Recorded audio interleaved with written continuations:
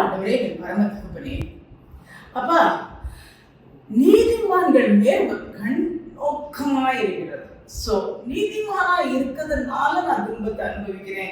நீதிமானா இருந்தும் என் கடவுள் என் ஜெபத்தை கேட்கிறாரா, என்ன பாக்குறாரா அப்படின்னு சொல்லி நிறைய பேர் தவிச்சு போயிருக்காங்க. நீங்க சொல்றீங்க நீதிமானுக்கு தான் நிறைய பிளஸிங் கொடுத்துருக்கீங்க சுவாமி.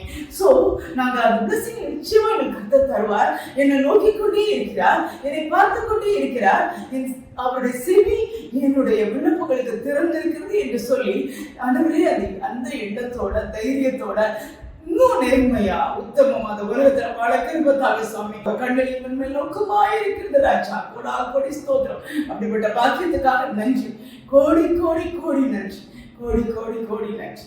நீரே மகிமைப்படும். இயேசுவின் நாமத்தில் கெஞ்சுகிறோம் பரமபிதாவே. ஆமென்.